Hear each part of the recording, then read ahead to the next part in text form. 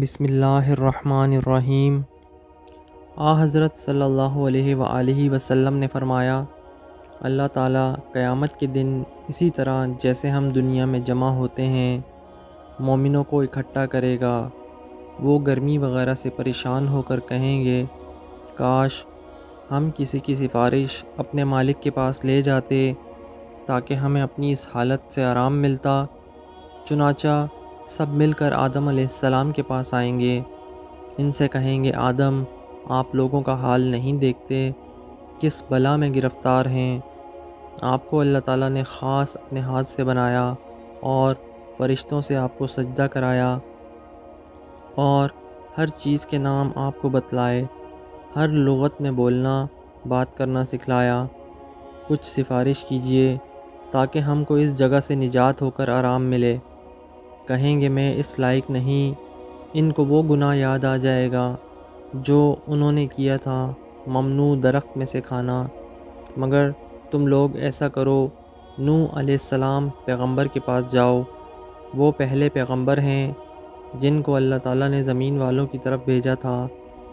آخر وہ لوگ سب نوح علیہ السلام کے پاس آئیں گے، وہ بھی یہی جواب دیں گے، میں اس لائق نہیں۔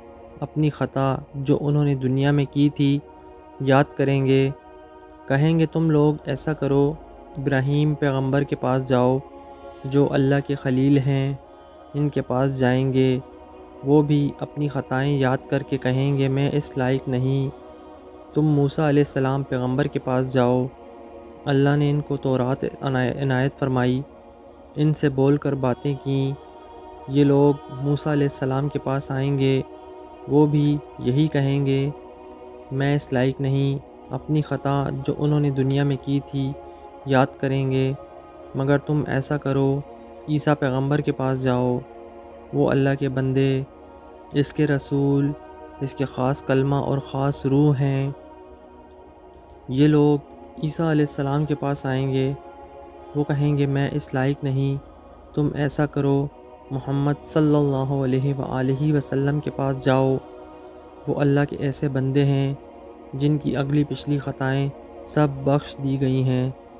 آخر یہ سب لوگ جمع ہو کر میرے پاس آئیں گے، میں چلوں گا اور اپنے پروردگار کی بارگاہ میں حاضر ہونے کی اجازت مانگوں گا۔ مجھ کو اجازت ملے گی، میں اپنے پروردگار کو دیکھتے ہی سجدے میں گر پڑوں گا، اور جب تک اس کو منظور ہے وہ مجھ کو سجدے ہی میں پڑا رہنے دے گا۔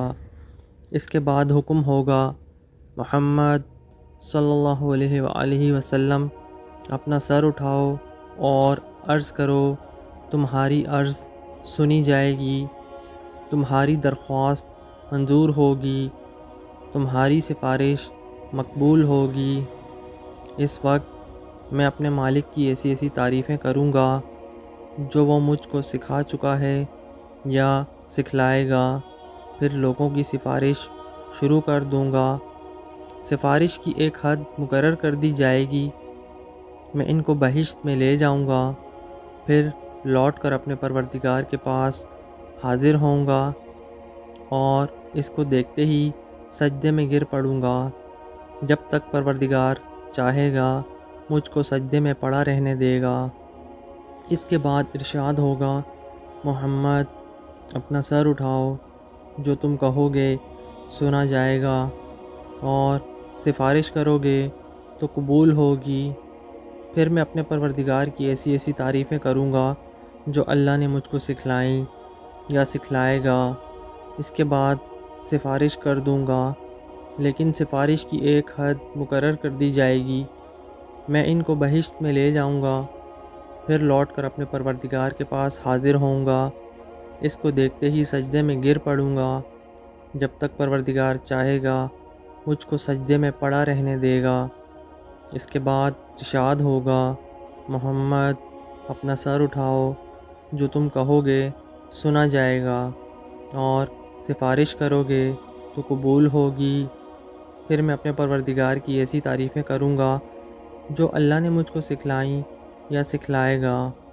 اس کے بعد سفارش شروع کر دوں گا، لیکن سفارش کی ایک حد مقرر کر دی جائے گی، میں ان کو بہشت میں لے جاؤں گا، پھر لوٹ کر اپنے پروردگار کے پاس حاضر ہوں گا، عرض کروں گا یا پاک پروردگار، اب تو دوزخ میں ایسے ہی لوگ رہ گئے ہیں جو قرآن کے بموجب دوزخ ہی میں ہمیشہ رہنے کے لائق ہیں، یعنی کافر اور مشرک۔ انس رضی اللہ عنہ نے کہا، حضرت صلی اللہ علیہ وآلہ وسلم نے فرمایا، دوزخ سے وہ لوگ نکال لیے جائیں گے جنہوں نے دنیا میں لا الہ الا اللہ کہا ہوگا اور ان کے دل میں ایک جو برابر ایمان ہوگا۔